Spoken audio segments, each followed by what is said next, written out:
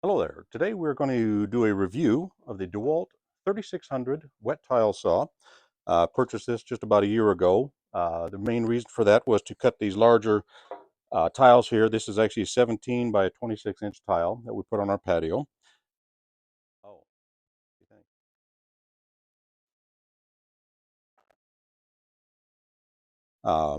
But since then I've used it for other projects and it's worked out wonderfully, and so I'm going to show you a little bit about it today. Right now it's already set up on the stand.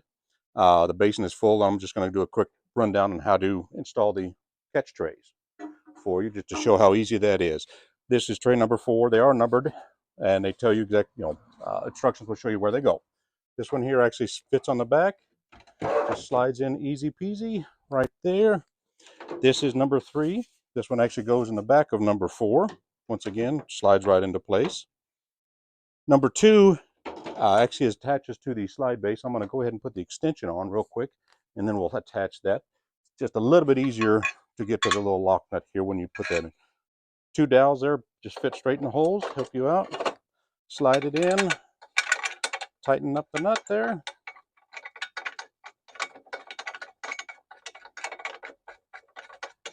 Little fingers help.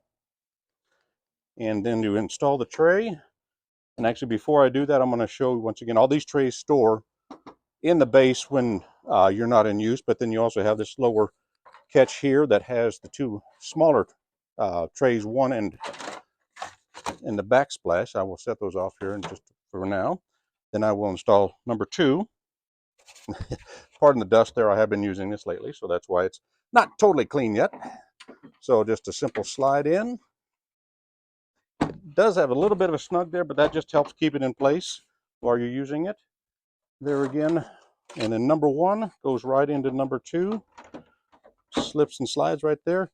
This nice little piece here, this actually fits on the back side to keep your splash from going up against the wall if you're working inside a building.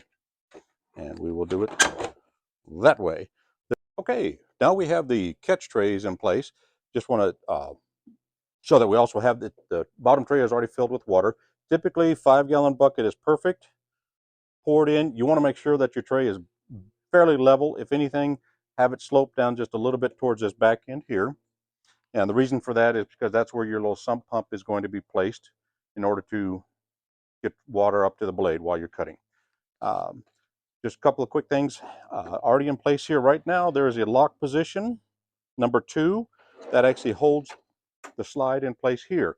Lock position number 1 allows you to do your long vertical cuts. If you put it in that position, you can slide back. It will actually stop the tray here.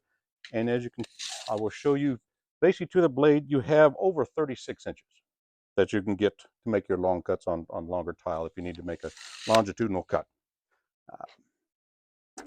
Okay, all right, I've got the tray set back in the lock position of 2 to hold it here.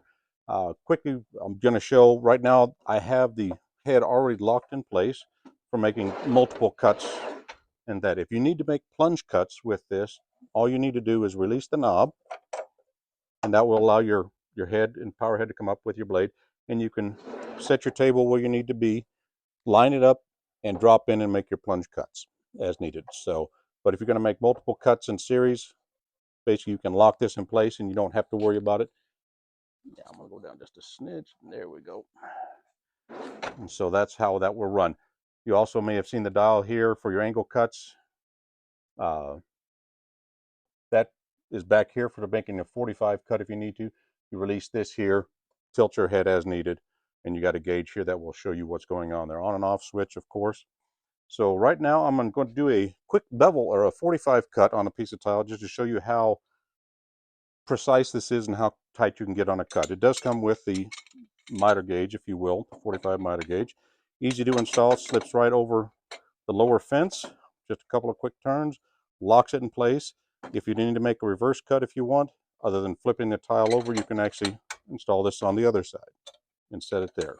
So that is in place. This is my whopping monster piece that I'm going to demonstrate with. And so first off, we're going to go ahead and start the blade. Water is coming.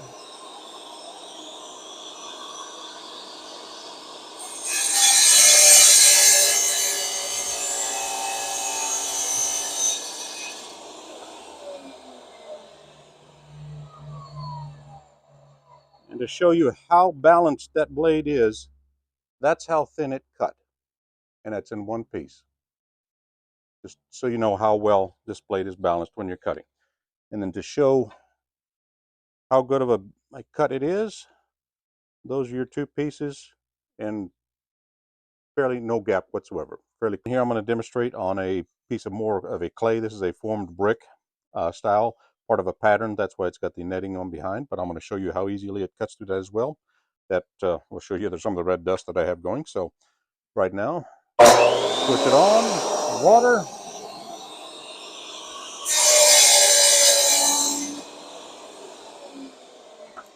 And just that easy, nice clean cut right there.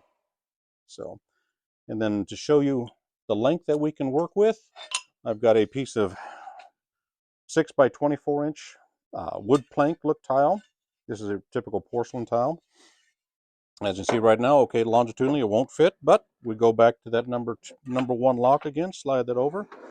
Okay, there we have our space. So go ahead and lock it in place. We're just going to do a little thin cut here. Once again, we'll show how precise this is.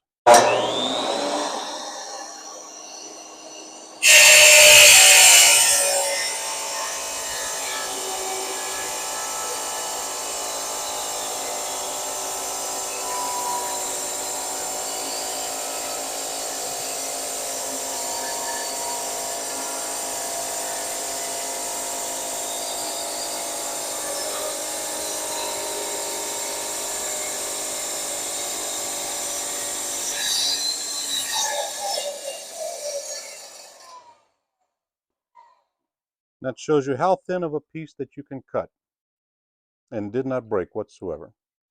So if you need to make that final little trim cut at the end, that works just wonderfully for that.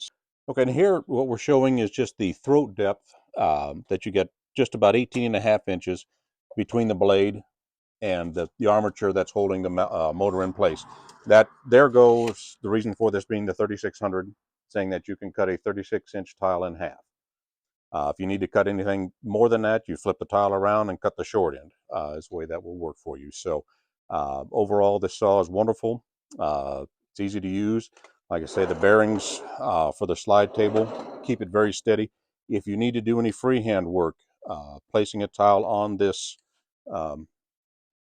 surface, you can place it there. Just slight downward pressure will hold it in place against the blade. It will not slide on you. You can do any different angle you need to do as long as you've got it marked properly. There were some questions about the weight of the unit and about leaving it set up. Basically, you saw how the trays come off. They go into the bottom here. The side slide comes off. The sliding table itself can slide off completely. If you want to keep it all together, has a handle to carry it, nice and easy. But just know that the heaviest part, of course, is the motor and the rail mounts. This is, I can't tell you exactly the weight right now. It is, one person can manage it. You don't want to carry it around all day long, but it is enough that you can take it down, stow it away each day, and bring it back. Use your 5-gallon buckets each day, refill as you need to, run from there, and just the drain, I'll show you what that is as well. Pull your drain plug out, and it drains right into your bucket. And you can leave the bucket on site if you wish, or take it with you and bring clean water the next day.